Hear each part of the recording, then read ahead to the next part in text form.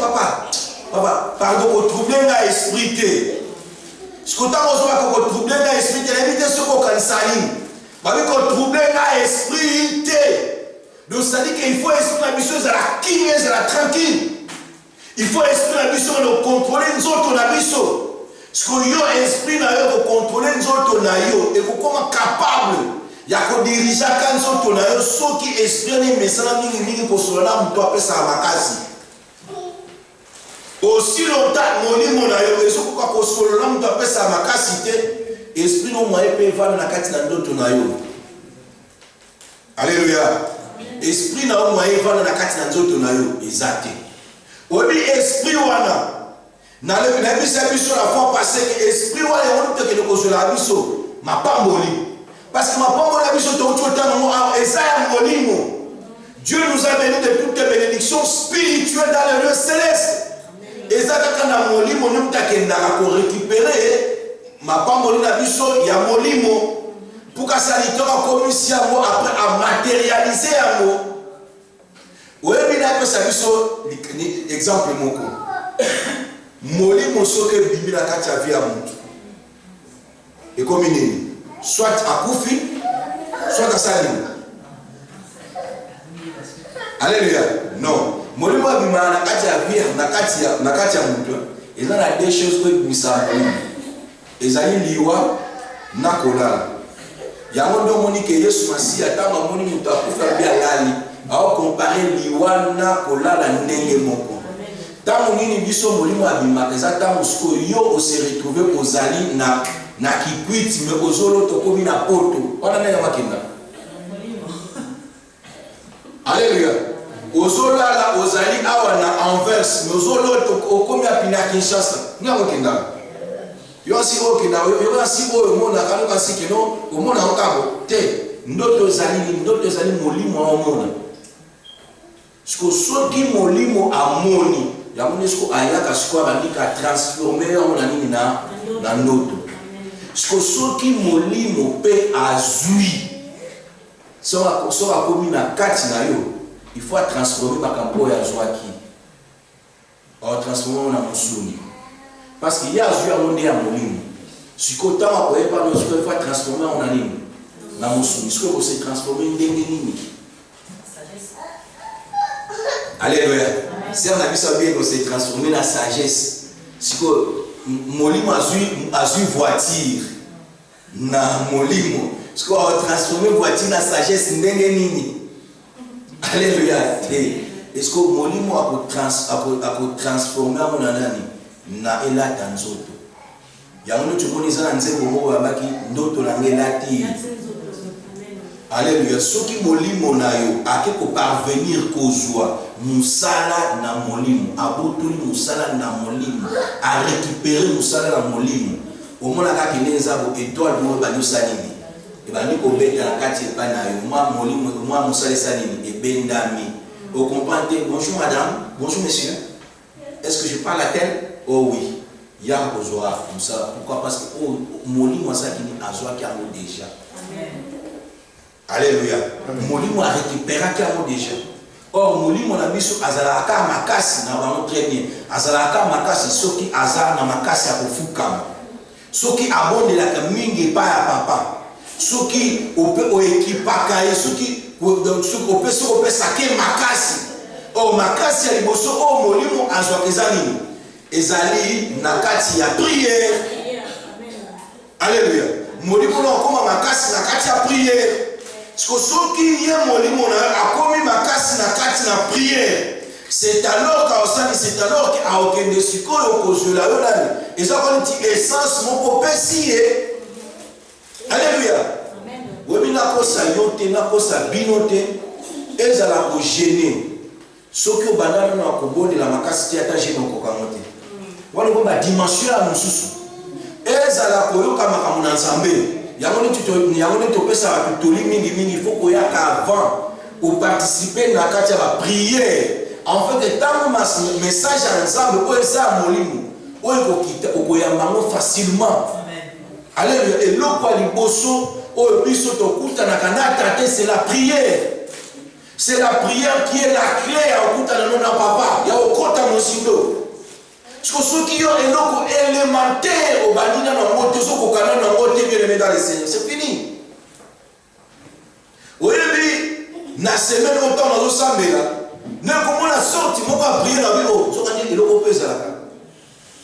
Et ça la roi mon quoi Israël. Ma pessier lettre. Ils ont un petit bébé. Berger après signer à ce qu'on a lettre pas il a gagné. Abi beaucoup le ticket là. À quel pas Timothée, beaucoup le ticket là est lettre. Yebi ça y est que ni la zamu na soko attaquer yo.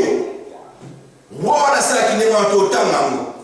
Abi kene na ki le quoi taper si lettre abi kene yebi ça y est que dans peu de temps nous allons attaquer. Ce que frère Timothée a comme on a dit oh ba roi nyonso dum pour le roi wana tindela bango lettre basali. Basila non ça nini.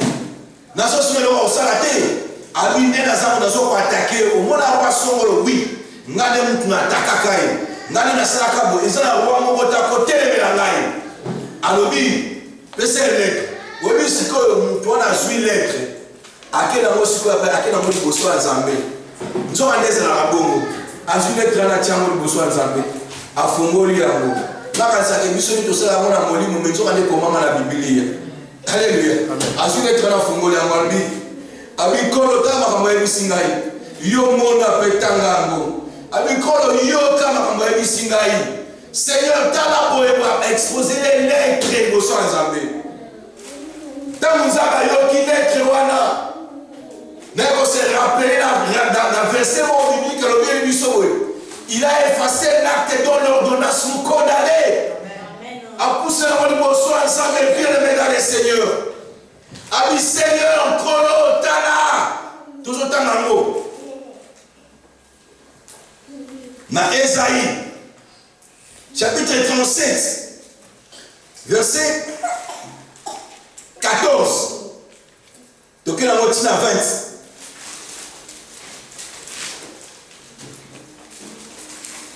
Bon, autant la lettre, si vous m'entendez, la zone à 100% autant la Bible, nous sous autant après. Alors, Ézéchias prit la lettre de la main de messager et la lut. Puis il monta, Ézéchias attendit lettre dans ma boucle de messager. Azui la mope attendit. Puis il monta à la maison de l'Éternel, à la maison de Dieu, à la maison de l'Éternel. Et la déploya devant l'Éternel. Babi Azui lettre a déployé au Wabi. Libosu à Zambé. Alléluia. Yo le condamné.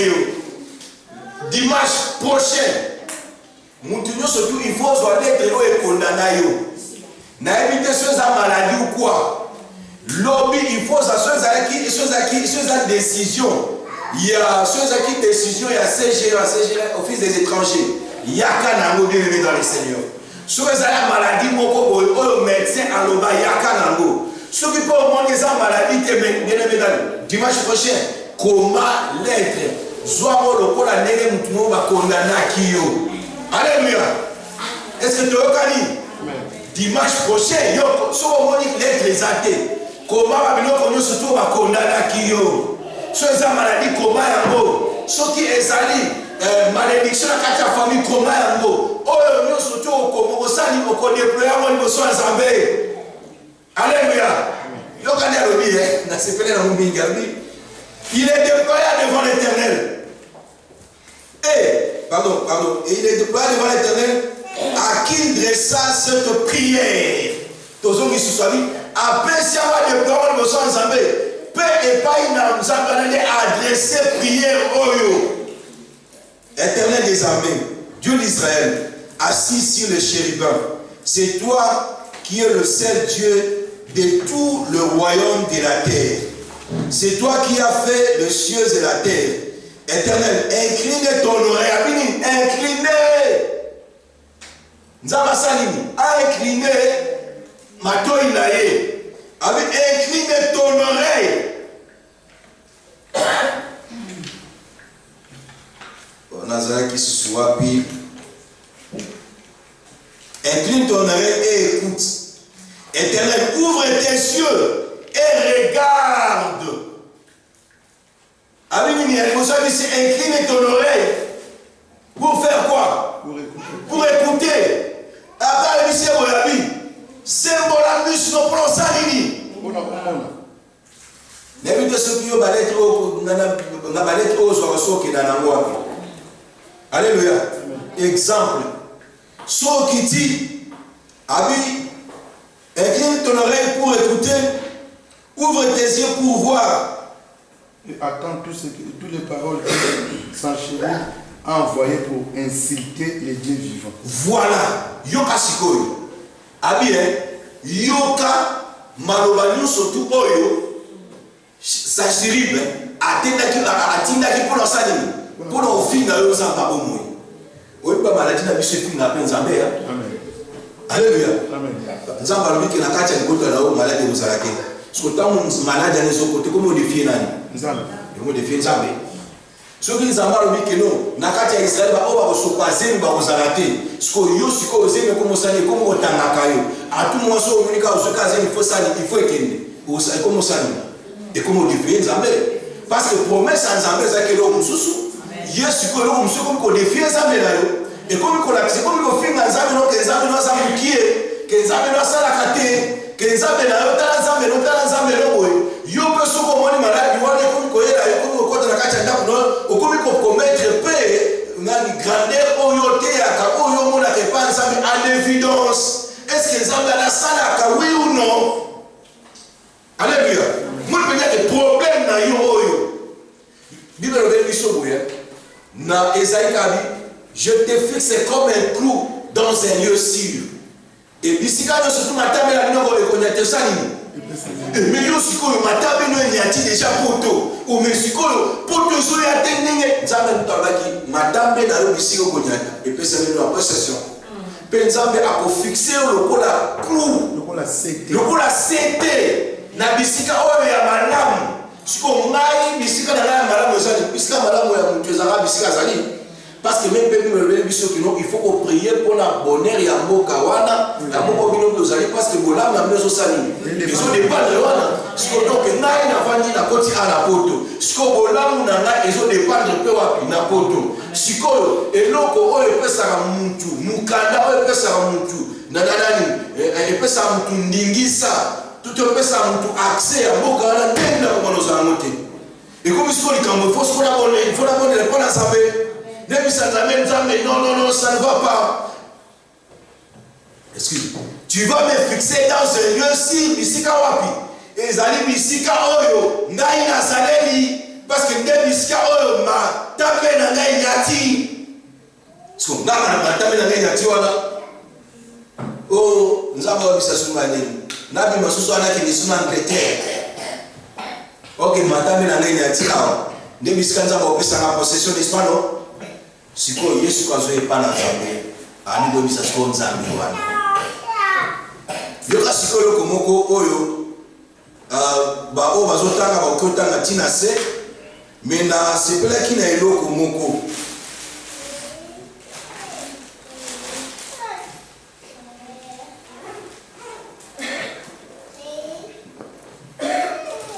na sepela eloko moko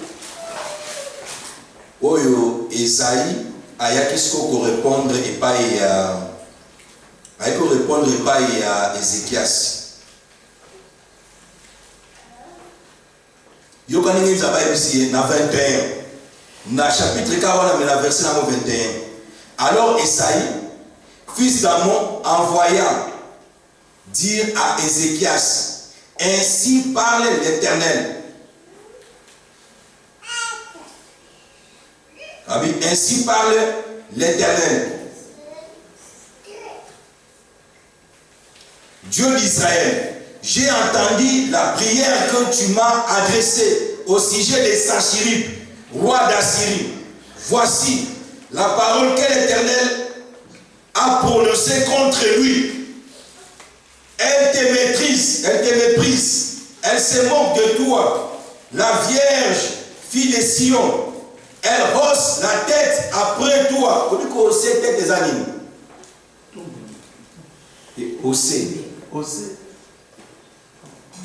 Alléluia. Océ avec O double S. Et nous allons dire, on a cet exemple, on va finir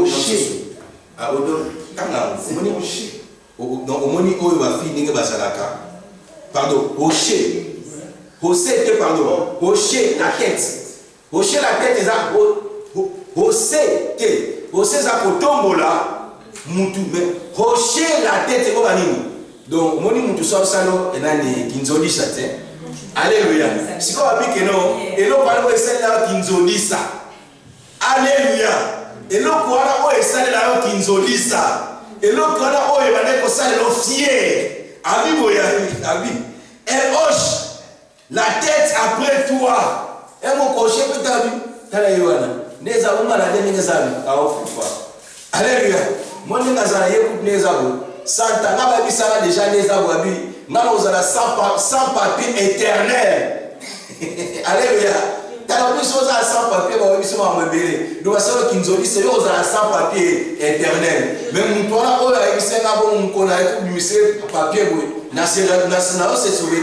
Nous avons la trame. Oui, qui à côté de nous nous ça qui nous quand on a matière oui, nous te l'avons aux papier terminé à du papier. Alléluia. Amen. Abi, hier à ça qui nous dit ça contre yo. Abi la fille de Jérusalem, Abi, qui as-tu insulté et outragé? Contre qui as-tu élevé la voix? Tu as porté tes yeux en haut sur les saints d'Israël. La sauté wana.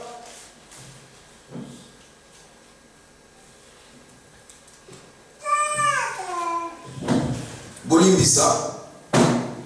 Papa la tanga ozotanga la ngai ka woni parce que ozotanga na ozotanga la ngai okota la bisika ni oyo balobeli sur l'esprit abi nzanga kotinda esprit naye pe esprit wana ya mutu ko détourner la et détourner sa chérie dans la oiseau contre yo nazo ko lobe yango parce que na komi presque la suka la ngai wana berger otanga la biso azotanga ka malembe akoyebisa biso bisikani oyo balobeli biso sur l'esprit siko bible balobeli biso boya nzambe akotinda molimo na ye yokani gabeya akotinda molimo na ye molimo wana ndenge okende ekoya kodetourne roi wana sanchiribi na nani na chemin po azokende effectivement nzambe après wana ntango sanchiribi ayaki roi d'Assyrie ayaki mpona aatake bana Israel nzambe atindi esprit moko boye esprit wana eyaki mpona sani eatake nano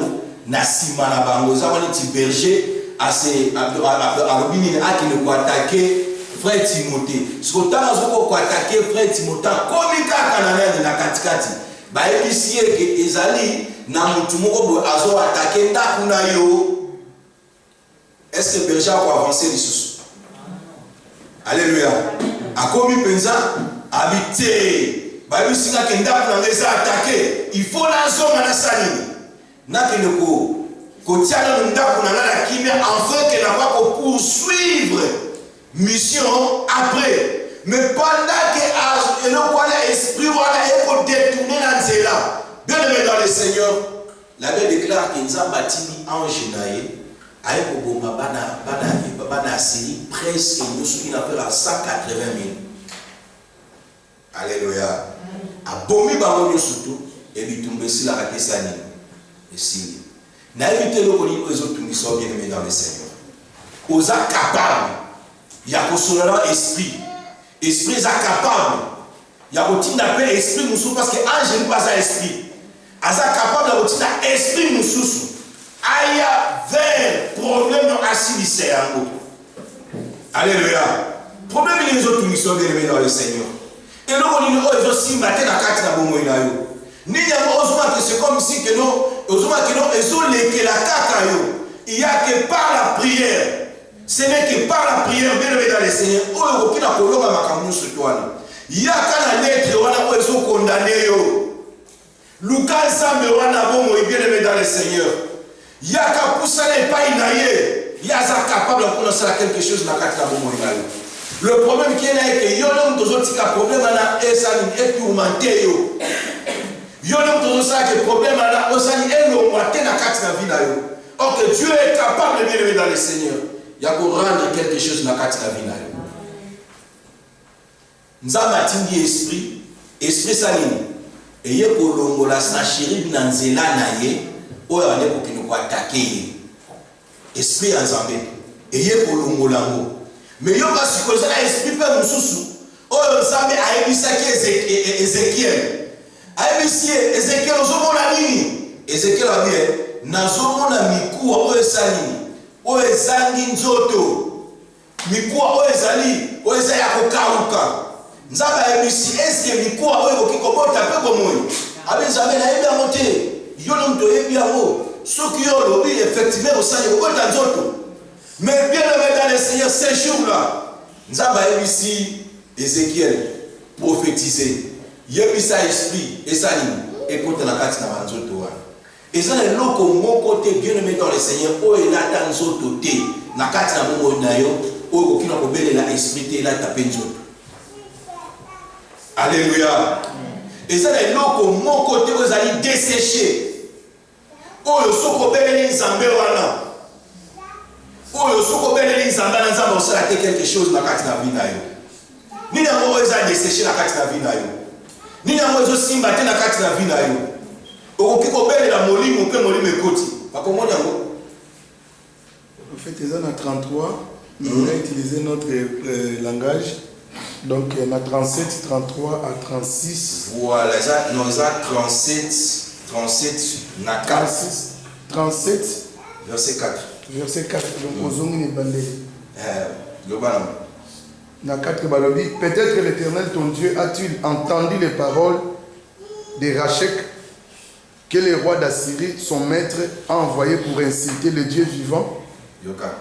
Habita mususu, Nzambe na yo, ndemu tatini yo parce que tant mutu azoko, obi mutu soko kumi na ba problème. Mutu nyo surtout ayala na koyebiso makambo ebele. Nani amazo biso makambo ebele. Là musomoni problème na wana. Il faut ça la pour cause la solution nango. Il faut zonga pour cause ça la nini olongwa nango. Mais ce que papa na continuer. Babile muso zanzambe ntatine leo bato. Continue papa na ngani. Son maître a envoyé insulter les dieux vivants. Et peut-être que l'Éternel, ton Dieu, exercera-tu ses châtiments à cause de ces paroles qu'il a entendues. Fais donc monter une prière pour le reste qui subsiste encore. Mon frère monter dans la table de lit pour la continue. Les serviteurs du roi Ézéchias allèrent donc auprès d'Esaïe. Oui, et Esaïe leur dit: voici ce que vous direz à votre maître. Ainsi parle l'Éternel. Ne t'effraie point des paroles que tu as entendues.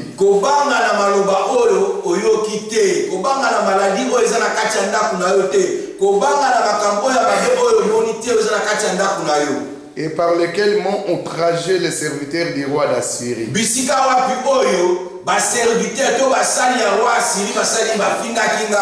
C'est à l'objet. Je mettrai en lui un esprit tel que sur une nouvelle qu'il recevra.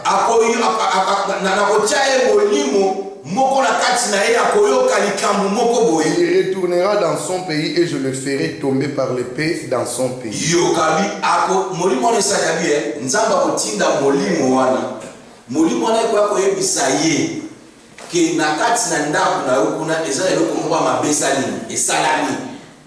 Alléluia. Yoka alléluia. Ezaki na ngoli solo o bayebisaki berger te ke akende kuna te. Mais ezaki nde molimo. Webi molimo soki alingi ayebiso a convaincre eloko moko. To mona ngo parce que na kuna na soka na kutikali na bolibisa na 3 minutes. Molimo akoki kozala yo zo kende boye. Molimo ayebisi mo place zo kende na bakope tayo. Mo place zo kende na yo simba te. Mo place zo kende na la changer non zela mususu. Mon désaboué, ça ne le comme parce que ma campagne a des d'abord des abos déjà en retard. Et comme qu'on bête l'homme à soulever, yo sali. Na moni na lembi na ngana sali. N'habite ceux qui n'ont pas mis l'autre cause qui ne presse mon moment ceux qui n'ont. Biso to ba mo ngi c'est biso ba sana zabe qui non. Non que ne kuna mais la conviction qui n'est. Parce que ça la conviction qui est to sali. Au va dire na yo. Ndamos ko mo ko na sko yake pa wa. Abi moli mwana ko yake pa wa.